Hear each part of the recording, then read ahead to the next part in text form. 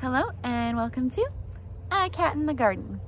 And it is currently 75 degrees and a bit humid here in Central Texas, but Nutmeg and I have a lot of work to do because starting this weekend, the weather is about to drop and it's gonna be probably the 60s during the day, but at night the temps are gonna get to the mid 30s.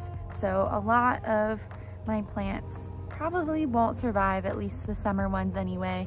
And the monarchs, which you'll see flying around behind me, need to go. They need to migrate down to Central and South America. So I gotta cut off the milkweed flowers.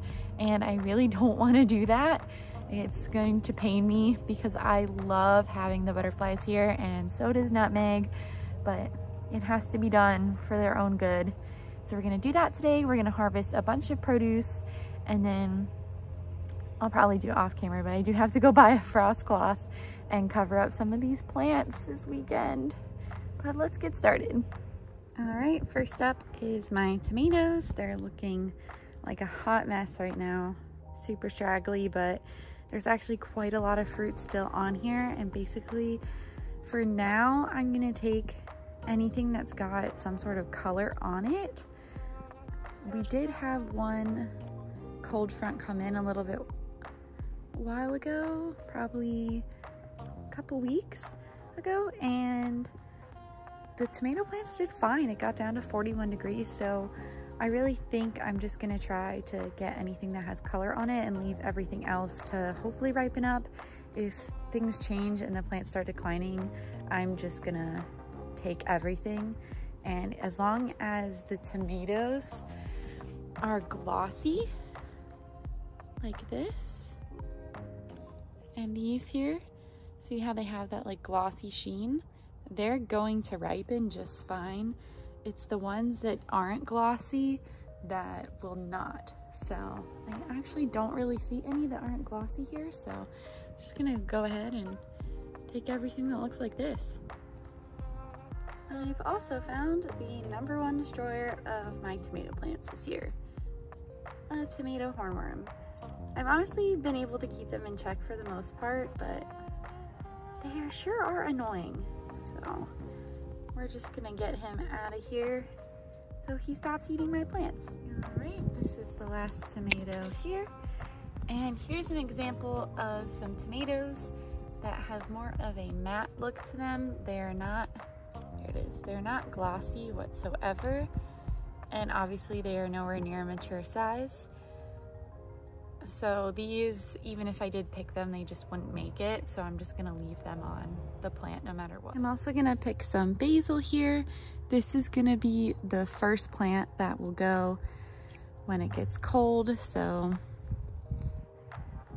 I really wanna trim it back, be able to dry as much as I can, and just enjoy it while it's still here, really. I'm not sure if it's gonna make it through the winter, so while I have the opportunity, I'm just gonna take a bunch of it. And I wish you guys could smell it right now. Fresh cut basil, there is almost no better thing in the garden. It smells absolutely amazing. All right, this is starting to get really full and I haven't even moved on to the peppers yet, so I think we need a change of baskets. That's better. Now we can move on to my other garden herbs. As I've mentioned before, I'm not really so worried about the parsley, the rosemary, the oregano, things like that. So I'm just gonna pick a little bit to dry just in case. I mean, these still can succumb to the colder temperatures, but I do think that they will survive. So I just wanna pick a few branches here.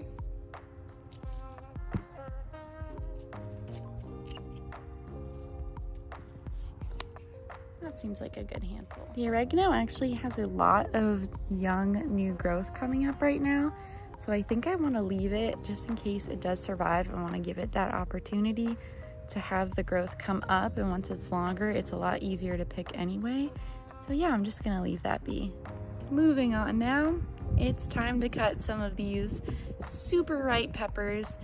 I have been putting this off for far too long, but I'm really excited to see just how many we're gonna get all at once. First up, we've got the cayenne and mystery pepper bed.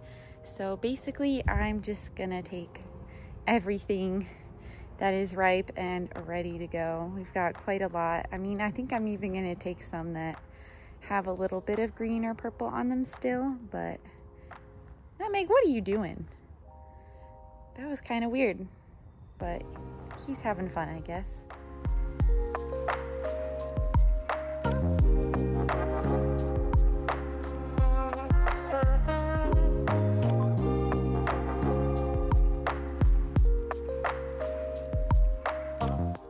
Wow, that was a lot of peppers.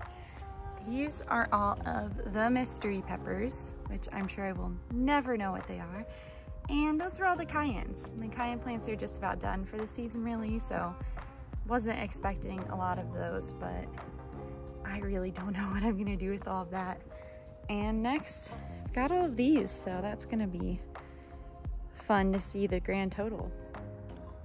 First up's gonna be the Marconis and the Shishitos, and these are looking really nice. I got some streaks of bright red, probably not fully ripe on that one, but I think they're close enough, honestly. So, and they're gonna taste good. Like, even if some of the peppers I'm picking today are technically unripe, they're still gonna be good. I've had them unripe before, and I'm sure most of you have had green peppers at the grocery store. They still taste really good, just slightly different flavor profile. So we're gonna get started.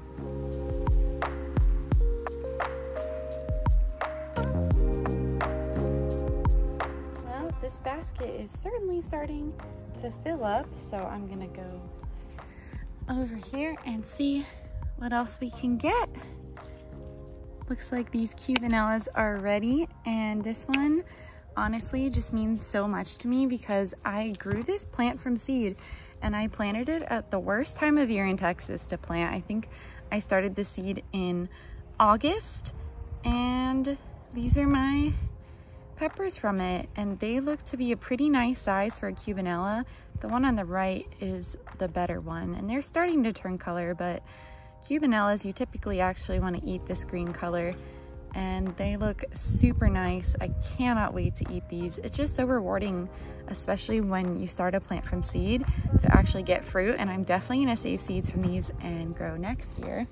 So we will add them to the basket and move on down to my gypsies, where these are probably overripe at this point, but it's fine. And these, I'm gonna take the risk and leave them on here. I think they will be okay. I'm getting the frost cloth, so hopefully. But yeah, these are so overripe. They're like bright red. They're supposed to be like an orangey color. That's hilarious, but they're gonna be good. Similar to a bell, so we'll add them. And moving on, I've got my bells in here, which are kind of hard to see and reach, but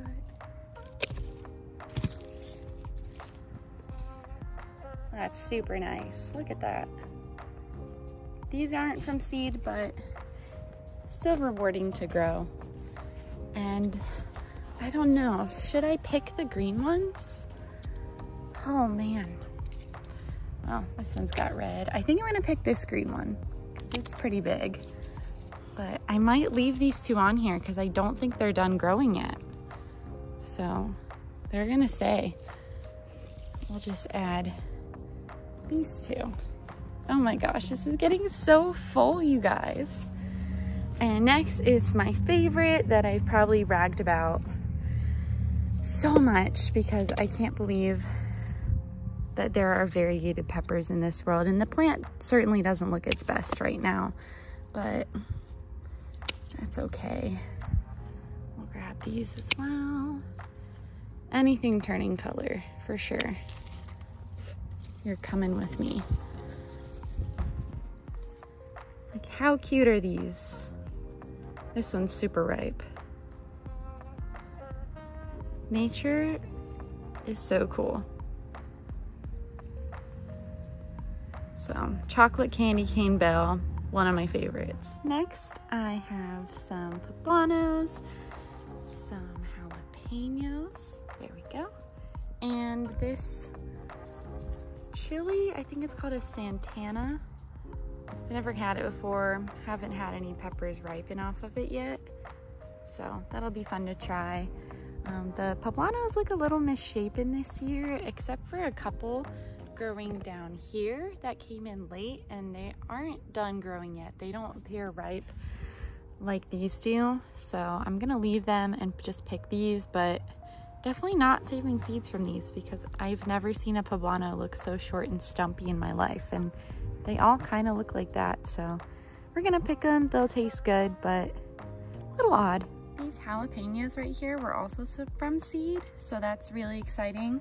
But we've got the poblanos, the Santana chili, and some more jalapenos from my second plant. I want to keep these separate because I do want to save some seeds. But oh my goodness, this basket is getting insanely full, and we're still not done, which is kind of crazy to think about. I've obviously got these two banana peppers here. We'll just lob off really quickly. The plant doesn't look too great, but these look really good. Don't know what that is. Oh, little hole, but they should be okay on the inside. And lastly, we have the Tabasco peppers. And just as the name implies, I believe these are the peppers used to make Tabasco sauce. And they were kind of a late starter for me this year, but they have been picking up some speed in their growth, and they've been ripening really quickly, which I like because I'm not sure how these would be unripe.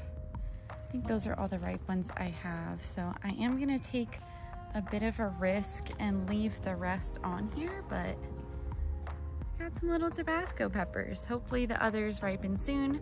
I think it would be really funny to try to make my own kind of hot sauce or something with these, but they're really cute, really colorful pepper, pretty unique, and a bit different from all of the other ones in here. Finally, we have the moment of sadness where we are going to be cutting off these flowers behind me. I'm just not ready to do it, but we're just gonna go for it. I am very sorry, little butterflies. I wish you could stay, but I'm gonna have to cut off all your flowers now. So, here goes nothing. This breaks my heart. And they actually bleed a lot like Hoyas if you are into houseplants, but oh, this is so sad. I'm so sorry.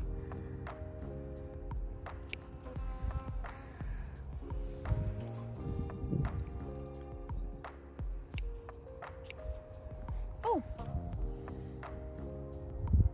looks like we got some seeds to collect too.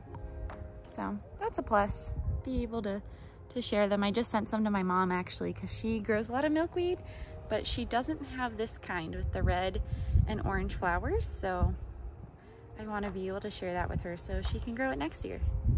That was honestly really depressing, and I never want to do that again. And the butterflies are gonna be so sad. There's the remains, but apparently that's what you're supposed to do to encourage them to migrate. I don't know. They're all over town, so I don't know how me cutting the flowers off this bush is going to force them to leave, but we'll see. If it doesn't work, honestly, I'm never doing it again. But I have some research to do, and I'll see if this is the right thing to do. I mean, I know you're supposed to cut this plant back anyway, otherwise it gets massive, and it's already taking over this section of my pepper bed, but yeah, that's what's left of it. Okay, we got some pretty awesome produce in here. Let's go over it. Quick recap. I've got basil over here, some parsley buried, bunch of different tomatoes, mystery peppers, milkweed, Marconi peppers here, chocolate candy cane bells, sweet bananas, a couple different types of red bell peppers, gypsies, poblanos, cubanellas, jalapenos, shishitos, and some Tabasco. So I have probably the biggest harvest ever in one day at this house, and I've lived here since May. So this is pretty cool.